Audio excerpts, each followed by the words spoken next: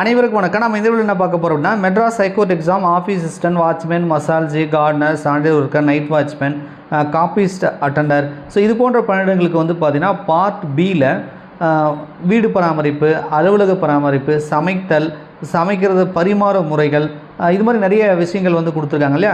So நிறைய நண்பர்கள் வந்து கமெண்ட்ஸ் வந்து இந்த பார்ட் பியில் டிஃப்ரெண்ட்டாக இருக்குது சார் சிலபஸ், இதில் எங்கே சார் படிக்கிறது, இது ரிலேட்டடாக வீடியோ போடுங்க சார் அப்படின்னு சொல்லி கேட்டிருந்தீங்க.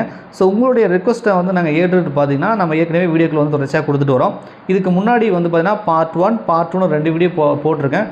பார்த்துருந்தா ஓகே, இல்லை பார்க்கல அப்படின்னா தயவுசெய்து அந்த வீடியோ பாருங்கள், கண்டிப்பாக உங்களுக்கு ரொம்ப யூஸ்ஃபுல்லாக இருக்கும். இது பார்ட் 3 இந்த வீடியோவில் முக்கியமான ஒரு 50 கேள்விகள் பார்த்திங்க அப்படின்னா சமைக்கிறது, சமையல் பரிமாறுறது, பராமரிப்பு, ஸோ இது போன்ற விஷயங்கள், அப்புறமா வீட்டு சமையல் பொருட்கள் இருக்கக்கூடிய மருத்துவ குணங்கள், எது எந்தெந்த பொருள் எதுக்கெல்லாம் யூஸ் ஆகுது, இது ரிலேட்டடாக பார்த்தீங்கன்னா நான் வந்து கொஷின் வந்து க்ரியேட் பண்ணியிருக்கேன். கண்டிப்பாக உங்களுக்கு ரொம்ப யூஸ்ஃபுல்லாக இருக்கும். இப்போ நீங்கள் பார்க்குறது பார்த்தீங்கன்னா வின்னர்ஸ் கிளாஸோட புதிய யூடியூப் சேனல் ரைட்டா. நம்ம ஏற்கனவே ஒரு பழைய சேனலில் ஒரு 4 லட்சத்துக்கு மேலே சப்ஸ்கிரைப் இருப்பாங்க. இது ஒரு புதிய யூடியூப் சேனல். உங்கள் மெட்ராஸ் ஹைகோர்ட் எக்ஸாமுக்கு நிறைய வீடியோக்கள் இந்த சேனலில் தான் நம்ம கொடுத்துட்டு வரோம். ஸோ மறக்காமல் சப்ஸ்கிரைப் பண்ணி கூட அந்த பெல் பட்டனில் ஆல் அப்படின்றத செட் பண்ணி வச்சுக்கோங்க. அப்போ தான் நான் வீடியோ போட்டோன்னா உங்களுக்கு நோட்டிஃபிகேஷன் வரும். நீங்கள் மெட்ராஸ் ஹைகோர்ட் எக்ஸாம் படிக்கிறீங்கன்னா இந்த சேனலில் பார்த்தீங்கன்னா மெட்ராஸ் ஹைகோர்ட் எக்ஸாம் 2024 சொல்லி ஒரு தனியாக ஒரு பிளேலிஸ்ட்டே இருக்கும். ஸோ அந்த பிளேலிஸ்ட்டில் இருக்கக்கூடிய வீடியோக்கள் எல்லாமே பாருங்கள், கண்டிப்பாக யூஸ்ஃபுல்லாக இருக்கும். பழைய சேனலுமே மெட்ராஸ் ஹைகோர்ட் எக்ஸாம்னு சொல்லி ஒரு பிளேலிஸ்ட் இருக்கும். 2 சேனலுமே மெட்ராஸ் ஹைகோர்ட்னு தனியாக பிளேலிஸ்ட் இருக்குது. அந்த பிளேலிஸ்ட்லாம் பார்த்தீங்க அப்படின்னா நிச்சயமாக இந்த தேர்வில் வந்து நீங்கள் ஈஸியாக வந்து பாஸ் பண்ண முடியும். சரி, ஓகே, முதல் கேள்வி பார்க்கலாம். நான் கொஸ்டின் வித் ஆப்ஷன் படிக்கிறேன், அப்படியே வந்து பார்த்துக்கோங்க. பால் கெட்டு போதலை எவ்வாறு கண்டுபிடிப்பாய் அப்படின்றாங்க. புளிச்ச சுவை, நிறமாறுதல், திரிந்து நூலாக காணப்படுன்றாங்க. ஸோ பால் கெட்டு போச்சுன்னு நீங்கள் எப்படி கண்டுபிடிப்பீங்கன்னா, பால் வந்து கண்டிப்பாக வந்து ஒரு புளிப்பு சுவை அடிக்கும் அப்படின்னா அது கெட்டு போச்சுன்னு அர்த்தம். நிறம் மாறி இருக்கும், ரொம்ப வெண்மையாக இல்லாமல் கொஞ்சம் அதாவது நிறம் மாறி இருந்தால் கெட்டு போச்சுன்னு சொல்லலாம். இன்னொன்று வந்து பாலை வந்து கெட்டுப்போன பாலை நீங்கள் சூடுபடுத்துனீங்கன்னா அது வந்து பால் திரிஞ்சு போச்சு, நூலாக ஒரு மாதிரி வந்திருக்கும். பால் வீட்டில் நீங்கள் சமைச்சிருந்தீங்கன்னா உங்களுக்கு தெரியும். இல்லைனா ஒரு முறை கெட்டுப்போன பாலை சூடு பண்ணி பாருங்கள், கண்டிப்பாக இந்த மாதிரி வந்து நூலாக ஒன்று வரும்.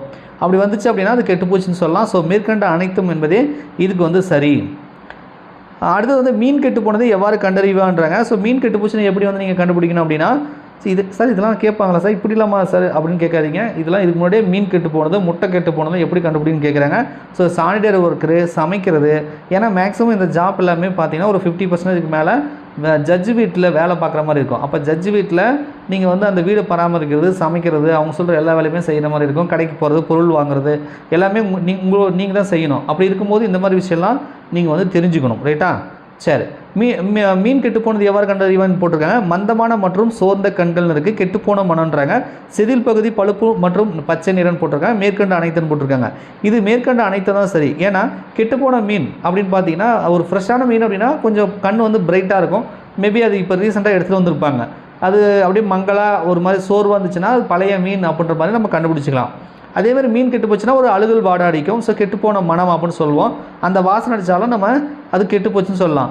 செதில்கள் வந்து ரொம்ப ரெட்டிஸாக இருந்துச்சுன்னா அது ஃப்ரெஷ்ஷாக இருக்குன்னு அர்த்தம். ஒருவேளை அது ரொம்ப பழுப்பு நிறமாகவோ, மங்களாவோ, வெள்ளையாவோ, பச்சையாவோ, கொஞ்சம் பார்த்தா கொஞ்சம் பிரைட்டாக இல்லாமல் இருந்துச்சு அப்படின்னா அதுவும் கெட்டுப்போன மீன் அல்லது பழைய மீன் அப்படின்றத நம்ம சொல்லலாம் ரைட்டா. ஸோ அப்போ வந்து மேற்கண்ட அனைத்தும் என்பது இதுக்கு வந்து சரி. அடுத்தது முட்டை கெட்டு போனது எவ்வாறு கண்டறிவேன்றாங்க. ஸோ இது எப்படின்னா, நல்ல முட்டையை நீங்கள் தண்ணியில் போட்டிங்க அப்படின்னா அது வந்து மூழ்கும் ரைட்டா. கெட்ட முட்டை போட்டிங்க அப்படின்னா அது வந்து மிதக்கும். அது மட்டும் இல்லாமல் ஒரு ஓடு உடஞ்சிருக்கு அப்படின்னா, ஸோ மேபி அது உடஞ்சி போயிருக்கு. அது எப்போ உடஞ்சிச்சுன்னு நமக்கு தெரியாது. அது 1 or 2 days கூட ஆயிருக்கலாம் உடஞ்சி. அப்படி ஆயிடுச்சுன்னா அந்த முட்டை கண்டிப்பாக வந்து கெட்டு போகிறதுக்கான வாய்ப்புகள் இருக்குது. அப்போ கெட்ட முட்டை அப்படின்றது நீரில் வந்து மிதக்கும், ஓடு உடஞ்சிருக்கும் அப்படின்றதான் இதுக்கான answer. So b and c. அடுத்தது எம்ஆர்பி பற்றி கீழ்கண்ட எந்த கூற்று சரின்றாங்க. எம்ஆர்பினா என்ன, மேக்ஸிமம் ரீட்டைல் ப்ரைஸ்னு சொல்லுவாங்க ரைட்டா. இதுக்கான விரிவாக்கம் வந்து இதுக்கு முன்னாடி கேட்டிருக்காங்க மெட்ராஸ் ஹைகோர்ட்டில் ரைட்டா. ஸோ மேக்ஸிமம் ரீட்டைல் ப்ரைஸ் அப்படின்னு ஞாபகம் வச்சுக்கோங்க. தமிழ் என்ன சார் அப்படின்னா அதிகபட்ச சில்லறை விலை அப்படின்னு சொல்லுவாங்க. அதிகபட்ச சில்லறை விலை. அப்போ இந்த கூற்று ஒன்று சரியாக இருக்குது. எம்ஆர்பி விலையை விட அதிகமாக விற்கலான்னு போட்டிருக்காங்க. இது தப்பு. என்றைக்குமே ஒரு கடையில் வந்து எந்த ஒரு பொருளை விற்றாலும் நீங்கள் வாங்கினா கூட சரி, அதை வந்து எம்ஆர்பி ரேட்டுக்கு தான் வாங்கணும், எம்ஆர்பி ரேட்டுக்கு தான் கடைக்காரன் விற்கணும். அதுக்கு மேலே அவங்க விற்றாங்க அப்படின்னா அது வந்து சட்டப்படி குற்றம் ரைட்டா. ஸோ அப்போ வந்து பார்த்தீங்கன்னா உங்களுக்கு வந்து அதிகபட்ச சில்லறை விலை எம்ஆர்பினா தமிழில் இது தான்.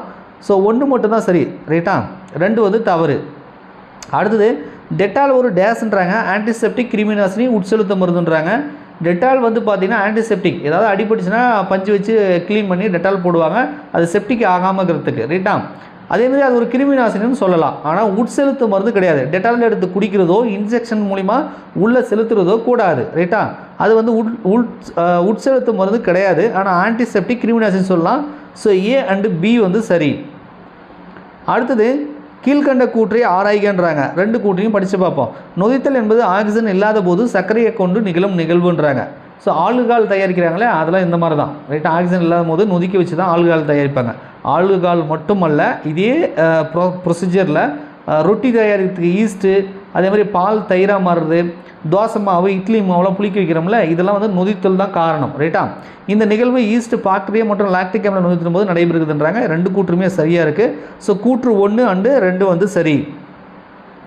பூந்தி லட்டு தயாரிக்க சர்க்கரை பாகு நிலை எப்படி இருக்க வேண்டும்ன்றாங்க. ஆக்சுவலாக நீங்கள் வந்து இனிப்பு பலகாரம் செய்கிறீங்க அப்படின்னா கண்டிப்பாக அதுக்கு வந்து சர்க்கரை பாகு வெள்ளைப்பாகு தயாரிப்பீங்க. அதை நம்ம என்ன பண்ணுவோம், தண்ணி ஊற்றி கொதிக்க வைப்போம். கொதிக்க வைக்கும் போது ஒரு குறிப்பிட்ட பதம் வரும்னு சொல்லுவாங்க. ஒவ்வொரு இனிப்பு பலகாரத்துக்கும் ஒரு விதமான பதம் வரணும். அப்படி இந்த பூந்தி லட்டுலாம் தயாரிக்கும் பொழுது என்ன வரணும் அப்படின்னு சொல்கிறாங்கன்னா, முதல்ல இந்த ஆப்ஷனை படித்து காட்டுறேன், அதுக்கப்புறம் மற்ற விஷயத்துக்கு வரலாம். கட்டை விரலுக்கும் ஆட்காட்டி விரலுக்கும் இடையில் பாகை பார்க்கும்போது 2 அங்குல நூல் அல்லது கம்பி போன்று இருக்க வேண்டும்ன்றாங்க. ஸோ நீங்கள் பாகை எடுத்துட்டு இப்படி 2 விரலை வச்சு அழுத்தி அப்படி விரிச்சிங்கன்னா நூல் மாதிரி வரும். ரைட்டா? அது ஒரு விதமான பலகாரத்துக்கு. ஆனால் பூந்தி லட்டுக்கு அது கிடையாது. அடுத்தது பாகை குளிர்ந்த நீரில் ஊற்றும் போது மென்மையான பந்து போன்று உருண்டையாக வருன்றாங்க. இது ஒரு சில பலகாரத்துக்கு வரும். ஆனால் லட்டு பூந்திக்கு வந்து பாகை குளிர்ந்த நீரில் ஊற்றும் போது பந்து உருவாகும், ஒரு பந்து மாதிரி உருவாகும். அது நீரிலிருந்து எடுத்தால் தட்டையாவது இல்லை. இதுதான் வந்து பூந்தி லட்டுக்கு செய்கிறதுக்கான பாகோட நிலை. ரைட்டா? இந்த ஏதோ சர்க்கரை உருகி பருப்பைன்னு போட்டிருக்கேன், அது பழுப்பு நிறம்னு வரணும். அது எதாவது டைப்பிங் மிஸ்டேக் இருக்குது, அது வராது. அது வந்து ரொம்ப கருகி போச்சுன்னு அர்த்தம். ஏன்னா ரொம்ப நீங்கள் சுண்ட வச்சிட்டிங்க அப்படின்னா என்ன ஆகும், ஒரு பழுப்பு நிறம், செந்நிறம் அல்லது கருப்பு நிறம் வந்துடும். அது வராது. ரைட்டா? சரி. சமைக்க முறையில் வந்து பொறுத்துக்குன்னு போட்டிருக்காங்க. அரிசி நம்ம எப்படி சமைப்போம், நம்ம தண்ணி ஊற்றி கொதிக்க வச்சு சமைப்போம். இல்லைனா ப்ரெஷர் குக்கரில் தான் வச்சு சமைப்போம். மோஸ்ட்லி கேஸ் அடுப்பு வச்சுருங்க எல்லாமே ப்ரெஷர் குக்கரில் வைப்பீங்க. அதுக்கு பேர் அழுத்த கொதிக்கலன்னு சொல்லுவோம். அப்போ அரிசியை வேக வைக்கிறது சரியாக தான் இருக்குது, குக்கரில் வைக்கலாம். பாசி பருப்பை கொதிக்க வச்சு நம்ம சமைப்போம், அதுவும் சரிதான். காய்கறிகளை வந்து பார்த்திங்கன்னா புக்கில் கொடுத்துருக்கிறபடி பார்த்திங்கன்னா நீராவியால் வேக வைக்கலாம் அப்படின்றத கொடுத்துருக்காங்க. அதே மாதிரி தக்காளி தோலை நீக்கிறதுக்கும் தக்காளிக்கும் பார்த்திங்கன்னா டிப்லான்சிங் அப்படின்னு ஒரு முறை இருக்குது, அது மூலிமா வந்து பண்ணலான்னு போட்டிருக்காங்க. ஸோ அப்போ வந்து 1, 2, 4, 3 தான் இதுக்கான விடை. அப்போ சி ஆப்ஷன் வந்து உங்களுக்கு சரியாக இருக்குது. மஞ்சக்காமலை குணப்படுத்த உதவுவது எதுன்னு போட்டிருக்காங்க. மஞ்சக்காமலை அது வீட்டில் பயன்படுத்தக்கூடிய, அதாவது சமையலுக்கு பயன்படுத்தக்கூடிய பொருட்களில் என்ன மருத்துவ குணங்கள் இருக்குது அப்படின்றத கண்டிப்பாக நீங்கள் வந்து தெரிஞ்சுக்கணும். மஞ்சக்காமலை குணப்படுத்த உதவுவது எதுனா கருவேப்பிலை, புதினா, கீழாநெல்லி, கற்பூரவள்ளின்னு போட்டிருக்காங்க. ஸோ மஞ்சக்காமலைக்கு வந்து பார்த்திங்க அப்படின்னா உங்களுக்கு இந்த கீழாநெல்லி அப்படின்னு ஒன்று இருக்குது. ரைட்டா? கீழாநெல்லி இந்த இலையோட சாரை வந்து குடித்தா மஞ்சக்காமலை வந்து நல்லாக தான் வந்து சித்த மருத்துவம் நாட்டு மருத்துவத்தில் சொல்கிறாங்க. ரைட்டா? ஸோ இது வந்து நல்லது, இது வந்து உண்மை அப்படின்றதும் சொல்கிறாங்க. யாராவது நீங்கள் வீட்டில் பயன்படுத்திங்கன்னா கேட்டு பாருங்கள், உங்கள் பெரியவங்க இருந்தால் கேட்டு பாருங்கள். ரைட்டா? மஞ்சக்காமலை குணப்படுத்துறது கீழாநெல்லி. அதேமாதிரி சளி இருமலை குணப்படுத்துவது எதுன்றாங்க. சளி இருமலுக்கு பார்த்தீங்கன்னா கருவேப்பிலை, புதினா, கீழாநெல்லி, கற்பூரவள்ளின்னு போட்டிருக்காங்க. மேக்ஸிமம் நிறைய வீட்டில் பார்த்தீங்கன்னா இந்த கற்பூரவள்ளி இலை வந்து வளர்த்துவாங்க. அது வந்து சளிக்கு நல்லது, சளி இருமலுக்கு நல்லது. கற்பூரவள்ளி அப்படியே மென்று சாப்பிட்டு அந்த சாரத்தை முழுங்கலாம். அப்படி இல்லைன்னா சில பேர் என்ன பண்ணுவாங்கன்னா பூண்டு, மிளகு இதெல்லாம் போட்டு நல்லா நசுக்கி அந்த சாரை வந்து டீஸ்பூனில் வந்து குடிப்பாங்க, ஒரு குறிப்பிட்ட அளவு குடிப்பாங்க. அதுவுமே வந்து சளி இருமலுக்கு வந்து நல்லது. இவ்வளோ தெளிவாக சொல்கிறீங்களே சார் அப்படின்னா இந்த மாதிரிலாம் நான் செஞ்சு குடிச்சிருக்கேன். ரைட்டா? குழந்தைங்களுக்கு கூட இந்த மாதிரி கொடுப்பாங்க. ஒரு குறிப்பிட்ட வயசு குழந்தைங்களுக்கு மேலே இருந்தாங்கன்னா இந்த மாதிரி கொடுப்பாங்க. அவங்களுக்கு சளி இருமல் வந்து குறையும், எதிர்ப்பு சக்தி அதிகமாகும். ரைட்டா? கற்பூரவள்ளி நல்லது, நிறைய வீட்டில் வளர்த்துருப்பாங்க, பாருங்கள். மூட்டு வலி, மூட்டு வீக்கம் குணப்படுத்த உதவுவது எதுன்றாங்க. ஸோ இது பேர்லேயே இருக்குது. அந்த கீரைக்கு பேர் என்ன தெரியுமா, முடக்கத்தான் கீரைன்னு சொல்லுவோம். முடக்கத்தான் கீரை வந்து மூட்டு வலிக்கு, மூட்டு வீக்கத்துக்கு வந்து நல்லது. வயசானவங்க பார்த்திங்கன்னா இந்த கீரை அடிக்கடி சமைச்சு சாப்பிடுவாங்க. ஏன்னா வயசானும் பொழுது அந்த மூட்டு வலியெலாம் அதிகமாக இருக்கும், மாடிப்படி ஏற முடியாது, நடக்க முடியாது, ரொம்ப வலிக்கும். ஸோ அவங்களாம் வந்து முடக்கத்தான் கீரையை சாப்பிடுவாங்க. அது மூட்டு வலிக்கும் மூட்டு வீக்கத்துக்கும் நல்லது. அடுத்தது பசியை தூண்டி சுவாச குழாய் அலர்ஜி நீக்க உதவுவது எதுன்றாங்க. பசியை தூண்டி சுவாச குழாய்க்கு வந்து எது நல்லதுன்றாங்க. ஸோ இது வந்து பார்த்திங்கன்னா துளசி. பசியை தூண்டி சுவாச குழாய் அலர்ஜி நீக்க உதவுவது வந்து துளசி. அது சுவாசம் நல்லது, அதுவும் சளி இருமலுக்கு, துளசி கூட சளி இருமலுக்கு நல்லது தான், அது ஒரு விதமானது, சுவாசத்துக்கு நல்லது, பசியை தூண்டும். இது எல்லாமே கொடுத்துருக்கிற ஆப்ஷன் படி துளசி. தலை மற்றும் முடியின் வறட்சியை போக்க உதவுவது எதுன்றாங்க. கருவேப்பிலை புதினா கீழநெல்லி கற்றாழைன்னு போட்டிருக்காங்க. இந்த கற்றாழைன்னு போட்டிருக்காங்கல்ல, ஸோ இதனோட உள்ளே வந்து பார்த்திங்கன்னா ஒயிட்டாக ஒரு இது மாதிரி இருக்கும். அந்த மேலே தோலை சீவிட்டு பார்த்தீங்கன்னா கத்தாழையில் ஒன்று இருக்கும், வளவலன்னு ஒன்று இருக்கும். அதை சாப்பிட்டா கூட ஏதோ மருத்துவ குணம்னு சொல்கிறாங்க, சில பேர் சாப்பிட்றதாகவும் சொல்கிறாங்க. பட் எனக்கு அவ்வளோ தெரியல. ஆனால் வந்து பார்த்திங்கன்னா தலைக்கு சில பேர் அதை தடவிட்டு குளிப்பாங்க. அது உடம்புக்கு குளிர்ச்சின்னு சொல்லுவாங்க, பொடுகை நீக்கணும்னு சொல்லுவாங்க, முடி வளர்ச்சிக்கு, முடியின் வறட்சியாக முடி இருக்குது, ட்ரை ஸ்கின்னாக இருக்குதுன்னா அது சாஃப்டாக இருக்குன்னு சொல்லுவாங்க. ஸோ கேட்டு பாருங்கள். கற்றாழையோட அந்த உள்ள எங்கள் ஊரில் என்ன சொல்லுவாங்கன்னா அது சோறுன்னு சொல்லுவாங்க, கத்தாழை சோறுன்னு சொல்லுவாங்க. உள்ள ஒயிட்டாக ஒன்று இருக்கும், அந்த மேலே தோலை சீவிட்டு அதை தலைக்கு தேய்ச்சிட்டு குளிப்பாங்க. ரைட்டா? ஸோ கற்றாழை என்பது இதுக்கு வந்து சரி. அலர்ஜி எதிர்ப்பு மற்றும் சுவாச புத்துணர்ச்சி தருவது எதுன்றாங்க.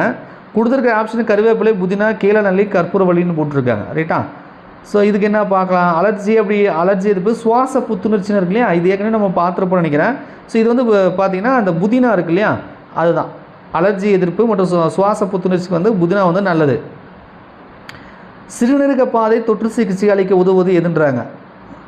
சிறுநீரக பாதைக்கு இதுக்கு வந்து பார்த்திங்கன்னா இந்த கொத்தமல்லி இருக்கு இல்லையா, நம்ம குழம்புல போகிற இந்த கொத்தமல்லி கீரை அது வந்து நல்லது. ரத்த ஓட்டத்தை அதிகரித்து மாதவிடாய் பிரச்சனைக்கு நிவாரணம் அளிப்பது எதுன்னு போட்டிருக்காங்க. கருவேப்பிலை புதினா கீழநெல்லி கற்பூரவள்ளின்னு போட்டிருக்காங்க. மாதவிடாய் பிரச்சனைக்கு நிவாரணம் அளிக்க தான், ரத்த ஓட்டத்தை சீராக தான்.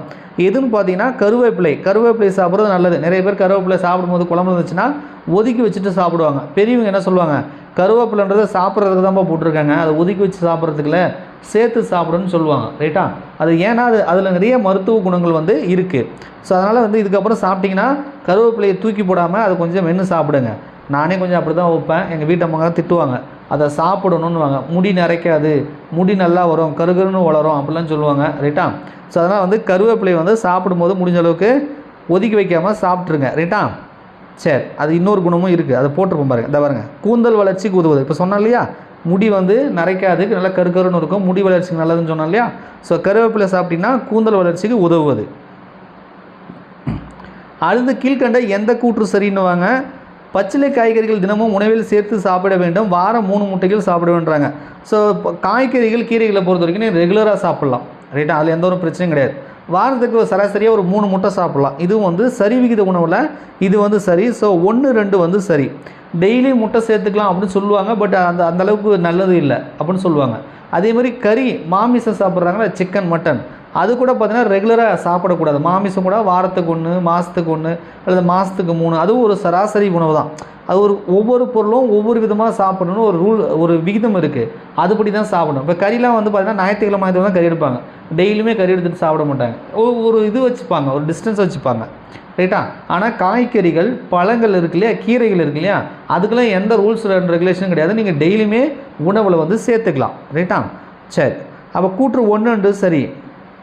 உணவு பரிமாறுபவர் எப்படி இருக்க வேணும். நீங்கள் ஜட்ஜு வீட்டில் வேலை பார்க்குறீங்கன்னா நீங்கள் சாப்பாடு பரிமாறும் போது எப்படி இருக்கணும் அப்படின்னு கேட்குறாங்க. சரி, நகம் சரியாக வெட்டி இருக்க வேண்டும், நகத்திற்கு சாயம் பூசி இருக்கக்கூடாதுன்றாங்க. ஸோ கண்டிப்பாக சமைக்கிறதுனால வந்து பார்த்தீங்கன்னா நகம் வந்து வளர்த்துருக்கக்கூடாது, நகத்தை கரெக்டாக வெட்டி இருக்கணும். இல்லைன்னா நகைக்கண்ணில் நம்ம அழுக்கு இருக்கும் இல்லையா, அதில் நிறைய கிருமிகள் இருக்கும். ஸோ அது வந்து பிரச்சனையை உண்டு பண்ணும். ரைட்டா?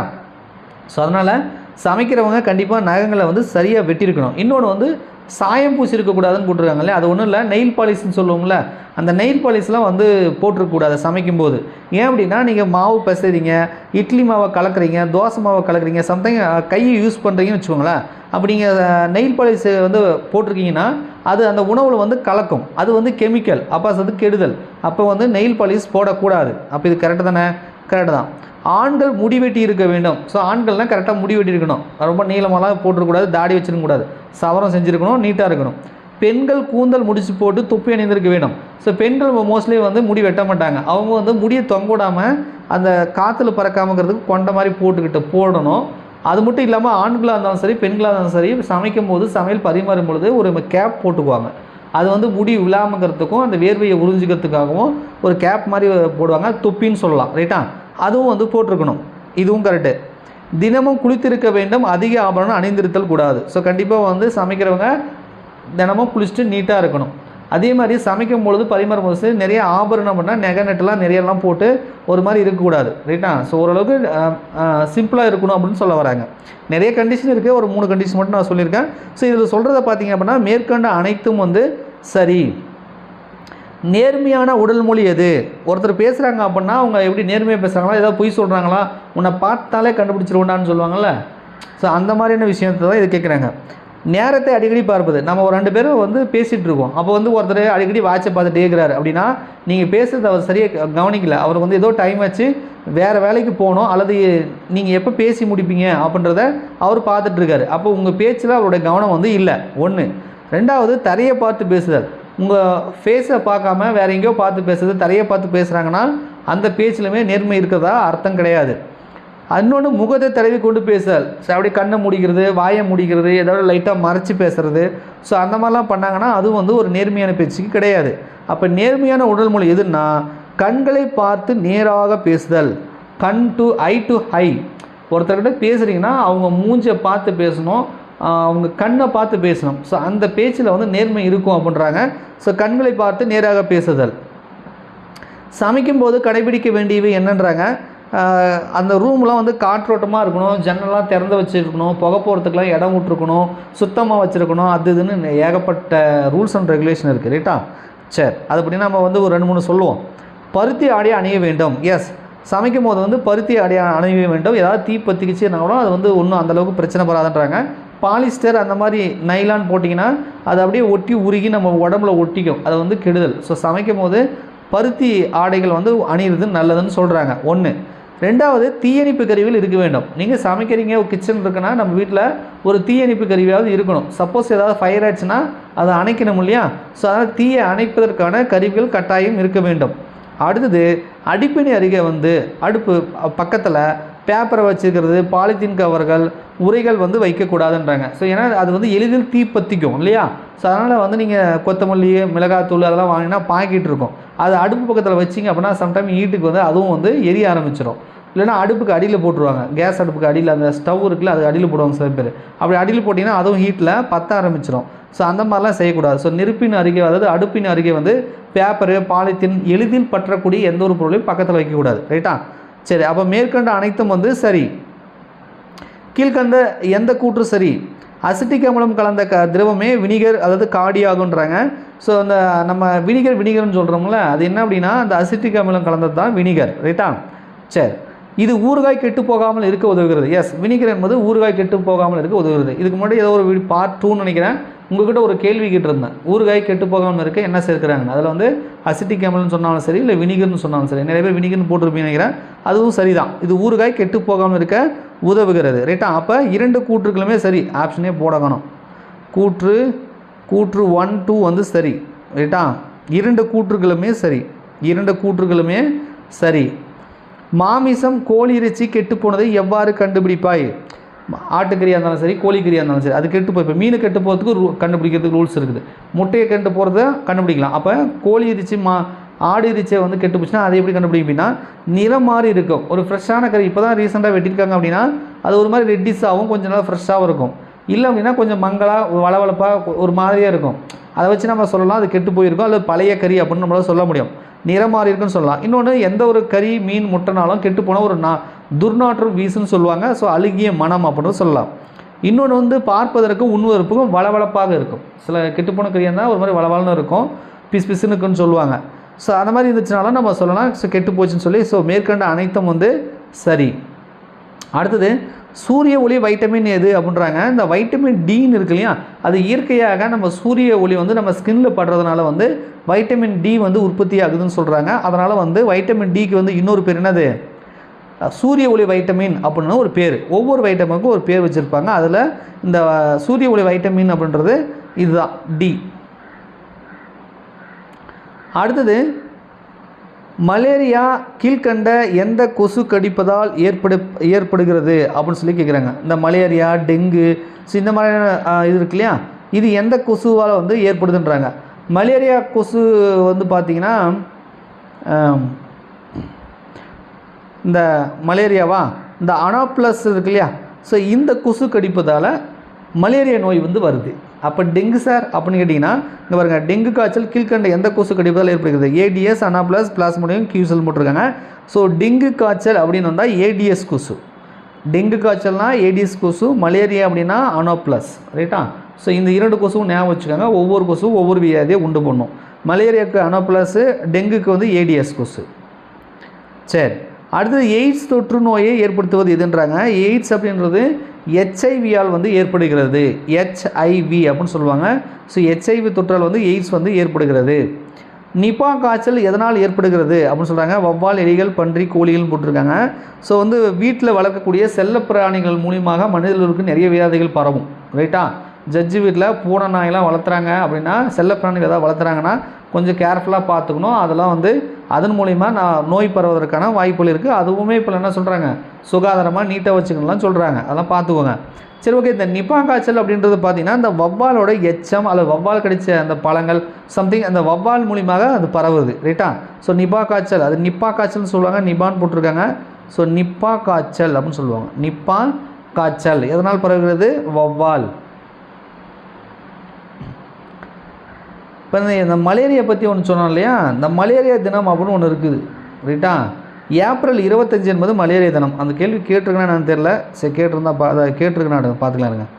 உலக எய்ட்ஸ் தினம். உலக எய்ட்ஸ் தினம் எப்பொழுது அனுசரிக்கப்படுகிறது அப்படின்னு சொல்லிக்கிறாங்க. டிசம்பர் 1, 5, 30, நவம்பர் 1ன்னு போட்டிருக்காங்க. ஸோ உலக எய்ட்ஸ் தினம் என்பது டிசம்பர் 1ஆம் தேதி வந்து அனுசரிக்கப்படுகிறது. உலக மலேரியா தினம் எப்பொழுது அனுசரிக்கப்படுகிறது? நான் இப்போ தான் ஏற்கனவே சொல்லிட்டேன்னு நினைக்கிறேன். அப்படி ஏப்ரல் 25ஆம் தேதி வந்து உலக மலேரியா தினம் வந்து அனுசரிக்கப்படுகிறது. அப்படின்னா விழிப்புணர்வு, மலேரியா நோயை ஒழிக்கணும் அப்படின்றதுக்காக ஏற்படுத்தக்கூடிய விழிப்புணர்வு. இயல்பான இரத்த சர்க்கரை அளவு. ஸோ வந்து பார்த்தீங்கன்னா ஒரு 30 வயசு, 35 வயசு, 40 வயசு மேலே போயிட்டீங்கன்னா அடிக்கடி வந்து சுகர் டெஸ்ட் பண்ண சொல்லுவாங்க. காரணம் என்ன, சர்க்கரை வியாதி வருவதற்கான வாய்ப்புகள் இருக்குது அப்படின்னு சொல்லுவாங்க. பட் நம்ம ரத்தத்தில் வந்து ஒரு குறிப்பிட்ட அளவு சர்க்கரை இருக்கலாம். ரைட்டாக? ஒரு அதுக்கு மேலே போனால் தான் நமக்கு சுகர் இருக்குதுன்னு சொல்லுவாங்க. ஸோ இயல்பான சராசரியாக பார்த்திங்க அப்படின்னா 80லேருந்து 120 வரைக்கும் இருக்கலாம். ரைட்டா? 80 to 120ன்னு சொல்லுவாங்க. அதுக்கு மேலே 140, 150 போனால் சர்க்கரை வியாதிக்குதுன்னு சொல்லுவாங்க. ரைட்டா? சரி, பயிறு வகைகளே முளை கட்டுவதால் எந்த வைட்டமின் அதிகரிக்கிறது அப்படின்னு சொல்கிறாங்க. ஸோ வைட்டமின் சின்றது அதிகரிக்கும். ரைட்டா? Vitamin C. அதே மாதிரி அஸ்கார்பிக் அமிலம் அதிகரிக்குதுன்னு சொல்லுவாங்க. அஸ்கார்பிக் அமிலம், வைட்டமின் சி கிட்டத்தட்ட ரெண்டும் ஒன்று தான். ரைட்டா? ஸோ வைட்டமின் சி தான். விளக்கெண்ணெய் எதிலிருந்து பெறப்படுகிறதுன்றாங்க. விளக்கெண்ணெய் எதுலேருந்து வருது, நல்லெண்ணெய் எதுலேருந்து வருது. கடலெண்ணெய்ன்றது கடலக்காயிலேருந்து வருதுன்றது உங்களால் சொல்ல முடியும். பட் ஏற்கனவே ஒரு ப்ரீவியஸ் கொஸ்டினில் நல்லெண்ணெய் எங்கேருந்து பெறப்படுகிறதுன்னு கேட்டிருக்காங்க. ரைட்டா? சரி, ஓகே. விளக்கெண்ணெய்ன்றது ஆமணக்கு அப்படின்னு ஒன்று இருக்குது. ரைட்டா? ஆமணக்கு, அதுலேருந்து வந்து விளக்கெண்ணெய் தயாரிக்கிறாங்க. நல்லெண்ணெய் அப்படின்றது பார்த்தீங்கன்னா எள்ளெண்ணெய் தான் நம்ம நல்லெண்ணெய்ன்னு சொல்கிறோம். ரைட்டா? சரி, அடுத்தது இரத்தத்தில் சர்க்கரை அளவை கட்டுப்படுத்த உதவும் பசி இழப்பு நோயை போக்க உதவுவதும் எது அப்படின்றாங்க. ரத்தத்தில் சர்க்கரை அளவை கட்டுப்படுத்துவதும் பசி இழப்புனா, சில பேருக்கு பசியே எடுக்கலை அப்படின்வாங்க. டைமாக இருக்க டயத்துக்கு சாப்பிட மாட்டாங்க, கேட்டால் பசி எடுக்கலன்னு சொல்லுவாங்க. ஸோ அது மாதிரி அது ஒரு வியாதி தான். ஸோ இதெல்லாம் வந்து குணப்படுத்துறது எது அப்படின்னு சொல்லி வந்து கேட்டிருக்காங்க. ரைட்டா? இதுக்கு வந்து வெந்தயம் வந்து சரியான பதில். இதுக்கு இன்னொன்று சூட்டை கூட தணிக்குதுன்னு சொல்லுவாங்க. சம்டைம் வந்து வெந்தயத்தை தண்ணியில் போட்டு குடிப்பாங்க. இந்த பெண்கள் வந்து இந்த மந்த்லி டைமில் வயிற்று வலிக்கலாம் சம்டைம் இதை சாப்பிட்றது உண்டு. ரைட்டா? சரி, ஆலின் என்ற புற்றுநோயை குணப்படுத்த உதவுவது எது அப்படின்றாங்க. இது ஒரு விதமான புற்றுநோய். ரைட்டா? எல்லா புற்றுநோயும் இல்லை, ஒரு வகையான புற்றுநோய். இந்த புற்றுநோயை குணப்படுத்துறது எது அப்படின்றாங்க. ரைட்டா? ஸோ இது வந்து பார்த்தீங்கன்னா நம்ம பூண்டு இருக்கு இல்லையா, இந்த பூண்டுக்கு இந்த புற்றுநோயை குணப்படுத்தக்கூடிய மருத்துவ குணம் அதில் இருக்குது அப்படின்றத சொல்கிறாங்க. ஸோ பூண்டு என்பது இதுக்கான விடை. பல்வலிக்கு நிவாரணம் கொடுப்பது இது. அடிக்கடி வந்து பல்வலி வரும், நிறைய பேருக்கு சொத்தப்பல் இருந்துச்சு அப்படின்னா. ஸோ அதுக்கு வந்து வீட்டில் இருக்கக்கூடிய ஒரு பொருளே வந்து நம்ம வந்து பயன்படுத்தலாம். அது என்ன அப்படின்னா கிராம்பு லவங்கம் அப்படின்னு சொல்லுவாங்க. இது கிராம்பு, அது ஒரு பூ பட்டை. இந்த கறி குழம்புக்கெலாம் அதை போடுவாங்க. ரைட்டா? அந்த இதை வந்து நம்ம அந்த சொத்தப்பல்லில் வச்சோம்னா கொஞ்சம் பல்வலி குறையும். இது கிராம்பு ஆயில் அப்படின்னா மெடிக்கலில் 20 ரூபாய்க்கு 30 ரூபாய்க்கு விற்கிறாங்க. ரைட்டா? அதை பஞ்சில் தொட்டு இந்த கிராம்பு ஆயிலை வந்து நம்ம அந்த சொத்தப்பல்லில் வச்சோம்னா கொஞ்சம் வலி வந்து குறையும். ரைட்டா?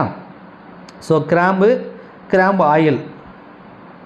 கிருமிநாசினி மற்றும் தோல் வியாதிக்கு மருந்தாக பயன்படுவது எதுன்றாங்க.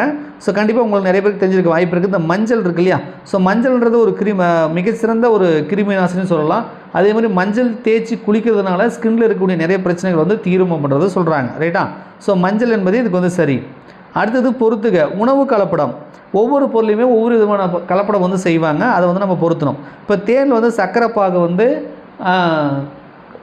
கலந்துருப்பாங்க. ரைட்டா? இது எப்படி கண்டுபிடிப்பீங்க அப்படின்னு கூட சில பேர் கேட்பாங்க. எனக்கு டக்குன்னு ஞாபகத்துக்கு வரல. என்னென்னா ஒரு சிலது வந்து பார்த்திங்கன்னா அந்த தீக்குச்சியில் வச்சு எரிய வைப்பாங்க. அப்படி வந்தால் எரியுன்னு நினைக்கிறேன். அப்புறம் இன்னொன்று தண்ணியில் போட சொல்லுவாங்க. நீங்கள் சுத்தமான தேனை வந்து தண்ணியில் போட்டிங்கன்னா மேபி அது கரையாது, அப்படியே போய் தண்ணியில் உட்காரும். இதே சர்க்கரை பாகு கலந்தாங்கன்னா நீங்கள் வந்து தண்ணியில் போட்டிங்கன்னு வச்சுக்கோங்களேன், அது கரைஞ்சிரும். அப்படி கரைஞ்சிருந்துச்சுன்னா அதில் சர்க்கரை பாகு வந்து கலந்துருக்காங்கன்னு அர்த்தம், ரைட்டா? ஸோ இதுதான் வந்து தேனை வந்து சுத்தமான தேனா இல்லையா அப்படின்றத கண்டுபிடிக்கிறது. ஸோ ஒரு இயற்கையான கெட்டுப்போகாத ஒரு உணவு, ரொம்ப நாள் கெட்டுப்போகாத ஒரு உணவு, மருத்துவ குணம் கொண்ட ஒரு உணவு, அதே மாதிரி அடிப்பட்டால் வந்து தீக்காயம் புண்ணுங்களுக்கு வந்து தடவக்கூடிய ஒரு ஃபஸ்ட் எய்டு மருந்துன்னா அது நம்ம தேன்னு சொல்லலாம். ஸோ தேனை பற்றி ஒரு கேள்வி கேட்டிருக்காங்க ப்ரீவியஸ் இயரில், ரைட்டா? சரி, கொத்தமல்லி தூள் அப்படின்னு போட்டிருக்காங்க. இந்த கொத்தமல்லி தூள் பவுடர் இருக்கு இல்லையா, அதில் இந்த குதிரை சாணத்தெல்லாம் கலக்கிறதா வந்து சொல்கிறாங்க, ரைட்டா? மிளகாய் தூளில் பார்த்தீங்கன்னா செங்கல் தூள், வண்ணப்பொடி, மிளகாய் ரெட்டிஸாக இருக்கும் இல்லையா, ஸோ ரெட்டிஸாக இருக்கிறதுனால ஏதாவது ரெட் கலரில் கூடிய கலர் பொடிலாம் வந்து சேர்த்துறதா சொல்கிறாங்க. ஸோ இதுவும் வந்து இதுதான். நெய்யில் வந்து பார்த்திங்கன்னா நெய்யில் வந்து வனஸ்பதின்றதை கலப்பதாக சொல்கிறாங்க. மிளகுல வந்து பார்த்திங்கன்னா பப்பாளி விதியை வந்து கலந்துடுறாங்க. அப்போ இதை சரியாக நம்ம பொருத்தணும் அப்படின்னா தேனுக்கு சரியாக மேட்சிங், கொத்தமல்லிக்கு சரியான மேட்சிங், மிளகாய் தூளுக்கு சரியான மேட்சிங். ஸோ 1 2 3. இப்போ நெய்க்கு மட்டும் வனஸ்பதி மாறுது, அது 5. மிளகுக்கு வந்து பப்பாளி விதை, ரைட்டா? அப்போ 4. அப்போ 1 2 3 5 4, 1 2 3 5 4 பாருங்கள், டி ஆப்ஷன் இருக்குது. ஸோ டி ஆப்ஷன் வந்து சரி. உலக மண் தினம் எப்பொழுது அனுசரிக்கப்படுகிறது அப்படின்னு சொல்லி வந்து கேட்குறாங்க, ரைட்டா? உலக மண் தினம். ஸோ இது வந்து பார்த்தீங்க அப்படின்னா டிசம்பர் 5ஆம் தேதி வந்து உலக மண் தினம் வந்து அனுசரிக்கப்படுகிறது. இப்போ ஏப்ரல் 22ன்னு ஒன்று கேள்விப்பட்டிருப்பீங்க. ஏப்ரல் 22 அது என்ன சார் தினம் அப்படின்னா அது பேர் பூமி தினம், பூமி தினம். அதே மார்ச் 22ன்னு ஒன்று படிச்சிருப்பீங்க. அது என்ன சார் மார்ச் 22, அது என்ன சார் தினம்னா உலக தண்ணீர் தினம், உலக தண்ணீர் தினம், நீர் தினம்னு சொல்லுவோம்ல, வாட்டர் டே. உலக தண்ணீர் தினம் மார்ச் 22, உலக பூமி தினம் ஏப்ரல் 22, உலக மண் தினம் டிசம்பர் 5. ஸோ சில முக்கியமான தினங்கள் வந்து ஞாபகம் வச்சுக்கோங்க, சம்டைம் அது மாதிரி கேட்குறது உண்டு. அடுத்தது ரெட்டினால் என்பது எந்த வைட்டமின்றாங்க, வைட்டமின் ஏபிசிடின்னு போட்டிருக்காங்க. ஸோ ரெட்டினால் என்பது என்னென்னா வைட்டமின் ஏவை வந்து குறிக்கும், வைட்டமின் ஏவை தான் ரெட்டினால் வைட்டமின் சொல்லுவாங்க. ஸோ ரெட்டினால்ன்றது வைட்டமின் ஏ. கொழுப்பில் கரையும் வைட்டமின்களில் பொருந்தாதது எதுன்றாங்க. அப்போ கொழுப்பில் கரையக்கூடிய வைட்டமின் எது, கொழுப்பில் நீரில் கரையும் வைட்டமின் எதுன்னு தெரியணும், ரைட்டா? ஸோ கொழுப்பில் கரையக்கூடிய வைட்டமின் வந்து ஏ டி இ கே. பியும் சியும் வந்து நீரில் கரையும் வைட்டமின். இப்போ இந்த ரெண்டு வச்சு நம்ம ஆன்சர் பண்ண முடியும். கொழுப்பில் கரையும் வைட்டமின்கள் எது பொருந்தலை, இங்கே சி ஆப்ஷன் போட்டிருக்காங்களா, வைட்டமின் சி, இது நீரில் கரையக்கூடியது. ஸோ இது வந்து பொருந்தலை. அதே நீரில் கரையும் வைட்டமின் இதுன்றாங்க. அப்போ கே இ ஏ இதெல்லாம் கொழுப்பில் கரையக்கூடிய வைட்டமின்.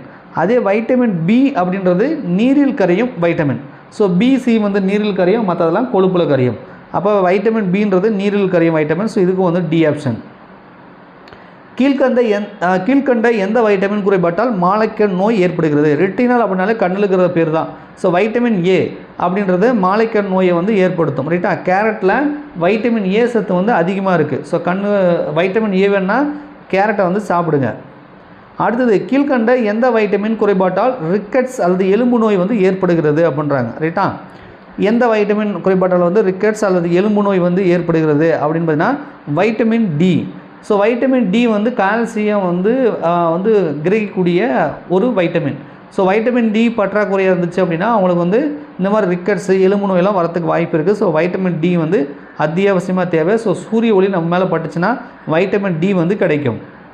அடுத்தது கீழ்கண்ட எந்த வைட்டமின் குறைபாட்டால் ரத்தம் உறையாமை நோய் ஏற்படுகிறது? ஸோ வந்து அடிப்பட்டுச்சுன்னா நமக்கு வந்து ரத்தம் வெளியேறும். ஆனால் ஒரு குறிப்பிட்ட டைமில் என்ன ஆகும், ரத்தம் உறைஞ்சிரும். ஸோ உறையணும், அப்படி உறைஞ்சால் தான் நம்ம உயிருக்கு வந்து ஆபத்து இல்லை. ரத்தம் பாட்டுக்கு உறையாமல் வெளியேறிச்சுன்னு இருந்துச்சுன்னா அது வந்து உயிருக்கு ஆபத்து. ஸோ இந்த ரத்தம் உறைதலுக்கு உதவக்கூடிய ஒரு வைட்டமின் அப்படின்னா என்ன அப்படின்னு சொல்லி வந்து கேட்குறாங்க, ரைட்டா? இந்த வைட்டமின் கே அப்படின்னு ஒன்று இருக்கு இல்லையா, ரத்தம் உறையாமை, இங்கே வைட்டமின் கேவே கொடுக்கல, பரவாயில்ல, நான் உங்களுக்கு சொல்லிடுறேன். வைட்டமின்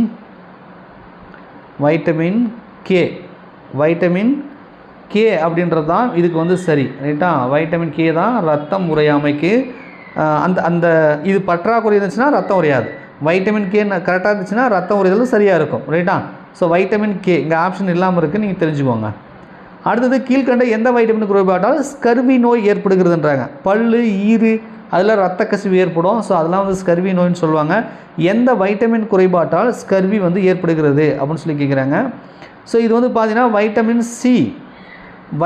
சி குறைபாட்டால் ஸ்கர்வி நோய் ஏற்படுகிறது. ரைட்டா? சரி, அடுத்தது கீழ்கண்ட எந்த வைட்டமின் குறைபாட்டால் பெரிபெரி நோய் ஏற்படுகிறதுன்றாங்க. ஸோ இது வந்து பார்த்தீங்கன்னா வைட்டமின் B1 இருக்கு இல்லையா, வைட்டமின் B1, இந்த வைட்டமின் குறைபாட்டால் வந்து பெரிபெரி நோய் வந்து ஏற்படுகிறது. அடுத்தது கீழ்கண்ட எந்த வைட்டமின் குறைபாட்டால் மலட்டுத்தன்மை நோய் ஏற்படுகிறதுன்றாங்க. மலட்டுத்தன்மை நோய் அப்படின்னா விட்டமின் இ குறைபாட்டால் மலட்டுத்தன்மை நோய் வந்து ஏற்படுகிறது. ஸோ அடுத்த கேள்வி, அஸ்கார்பிக் அமிலம் என்று அழைக்கப்படக்கூடிய வைட்டமின் எது அப்படின்றாங்க. ரைட்டா? இந்த அஸ்கார்பிக் அமிலம் அப்படின்னு சொல்லக்கூடிய வைட்டமின் எதுன்னா இந்த வைட்டமின் சி இருக்குது பார்த்தீங்களா. ஸோ இந்த வைட்டமின் சி தான் நம்ம வந்து அஸ்கார்பிக் அமிலம் அப்படின்னு சொல்லி சொல்கிறோம். ரைட்டா? ஸோ ஒரு 50 கேள்விகள் கண்டிப்பாக உங்களுக்கு பயனுள்ளதாக இருக்கும் அப்படின்னு சொல்லி நம்புகிறோம். ஸோ இந்த மாதிரியான கேள்விகள் இது ரிலேட்டடாக இப்போ நீங்கள் பார்த்தீங்க இல்லையா, ஸோ இது மாதிரி நீங்கள் கூட சில விஷயங்களை வந்து இந்த ஃபீல்டில் வந்து நீங்கள் படிச்சிங்க அப்படின்னா உங்களுக்கு அந்த பார்ட் பியில் இருக்கக்கூடிய சிலபஸ் வந்து கவர் ஆகும். ரைட்டா? சரி, கடைசி கேள்வி உங்களுக்கான கேள்வி என்ன அப்படின்னா, எந்த வைரஸால் வந்து பன்றி காய்ச்சல் நோய் ஏற்படுகிறது? பன்றி காய்ச்சல்ன்றது கேள்விப்பட்டிருப்பீங்க. ரைட்டா? ஸோ அது என்ன வைரஸால் வந்து ஏற்படுகிறது, அது பேர் தெரிஞ்சது அப்படின்னா ஸோ கமெண்ட்ஸில் கமெண்ட் பண்ணுங்கள். வீடியோ பிடிச்சா மறக்காமல் லைக் பண்ணுங்கள். நீங்கள் மெட்ராஸ் ஹைகோர்ட் எக்ஸாமுக்கு தொடர்ச்சியாக படிக்கிறீங்க அப்படின்னா நம்ம சேனலை வந்து சப்ஸ்கிரைப் பண்ணி தொடர்ச்சியாக வந்து ஃபாலோ பண்ணுங்கள். நன்றி, வணக்கம்.